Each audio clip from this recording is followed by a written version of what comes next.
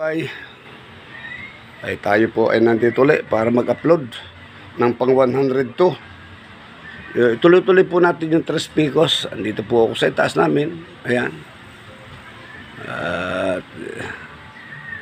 yan po yung ating medyo makalat po dito sa amin. Andito po ako sa itaas. At yung aking mga gamit andyan.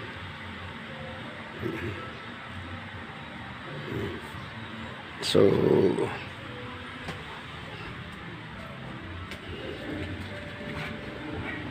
ito yung aking pangbasbas.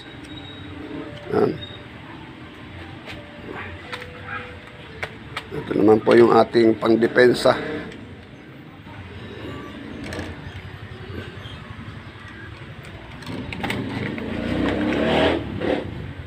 So ayan po yung maglagay kayo ng laurel at importante. Ayan aking mga bao. Pero meron ako ditong 17 bao na pinadala sa akin ni Manuel Montajes. Salamat. So tayo ay magdudugtong ng ng ating upload para doon sa tuloy-tuloy natin Tres Picos para lahat ng yung nag-aalatsambaw, nanguhula sa Tres Picos ay hindi alam. So dito na tayo. Ang halaman ko yata ay medyo tuyo ng halaman namin, walang dilig-dilig, patay na yata. Hindi bale. So pahapon na. Makalat sa bahay namin. So tuloy na po tayo. Ito po yung ng pang 102. Ito 102. Nakalagay po dito yung ang pamamaraan ng paggamit ng medalya na ito. Tandaan niyo po, ito yung Tres Picos tayo ha. Yung Aram, Akdam, Aksadam, yung Tres Picos. Bago matulog at pagising sa umaga, dasalin na ang panalangin na nakatala sa pahina 3. Yung una kanina, yung Ama namin, kundi man luwalhati, kundi man 3 misteryo, yun lang, okay na yun. Ang testamento nito, isunod ang susi general ng 3 beses at hipan ang medalyong bago matulog. Ibig sabihin yan, kung meron kang Tres Picos, dasalin mo ng Ama namin. Kailangan sunod-sunod po ito, yung sa itong sunundan nito. Kailangan masubaybayan po niyo yan.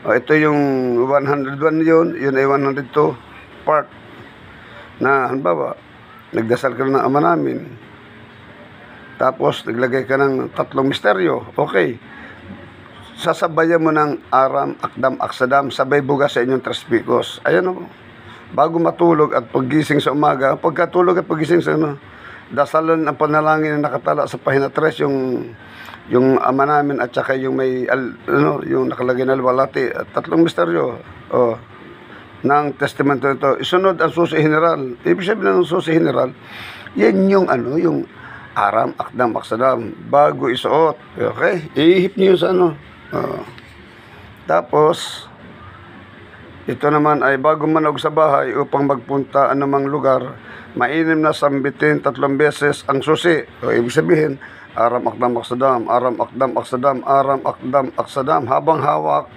sa kanang kamay ang medalyon, yung Tres Picos. Pagkatapos masambit ang susi general ay ihipan ang medalya. Ayun, ihipan nyo. Tumingala sa langit at idantay ang inyong kaliwang kamay sa inyong dibdib habang ang kanang kamay ay nakataas. Nawari kinakailangan mo ng mabilisang saklolo o tulong. Isipin mo ang mga bagay na nais mong hingi ng saklolo sa Diyos ay usalin ang forma lang ito ng 3 beses. Yun. Ayan Aram, di ba? Usalin mo lang 3 beses. Ayan na Aram, Akdam, Aksadam, ayudadme. So, kanina, pag nasabing lagyan nyo ng ayudadme, ito yung kanina, nung in-upload ko isang araw, ayan So, ha. Pag sabing mo ayudadme, ano ba ibig sabihin ng ayudadme? Ah, sana yun. Ayun o. Ayudad me saklolo. Salvame. Lalagyan mo ng salvame lagi, ha? So, tuloy tayo. Liberame, dependame, salvame. Basta isa-isa. At dalawa, isa-isa mo gagamitin yan, pero gagamitin mo ang salvame, ha? Okay. Oh, ayan. Saklo, presenta form ito 3 beses. 3 beses to. Oh, ayan. So, kung nais naman ninyong gamitan ang susi na ito bilang protection sa inyong sarili laban sa mga mangkukulam, ito na. Mambabarang, maninigal po, masamang nilalang, at mga demonyo at diablo, mas mainam na isulat ang formulang ito sa isang malinis na kapirasong papel, iukit sa kahoy na dignom, sinukuan, raha, kayo o anumang uri ng kahoy na tinaguri ang mga bertudes. Maaari din na ipatato sa katawan, sa gitna ng dibdib o sa kanang braso. Narito ang formula. Ito, ha. Aram, akdam, aksadam, liberame. O, ayan. Pero pag siyang liberame, lalagyan mo ng salvame. Ha?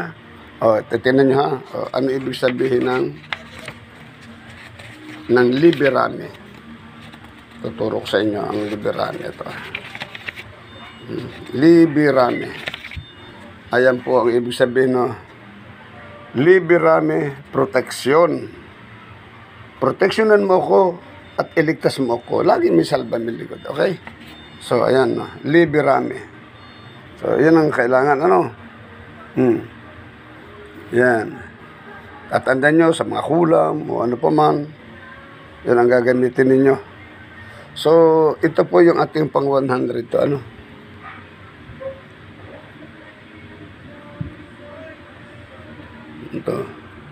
Ito naman, ang gagawin natin ay, ito yung 103. Ano? So, yun lamang. Magandang buhay sa inyo lahat. At sa lahat ng subscriber, susundan ho natin ito, isa-isayin natin kung ano ang kapangyarihan na sasakop ng Trespico na andito na pong lahat. No?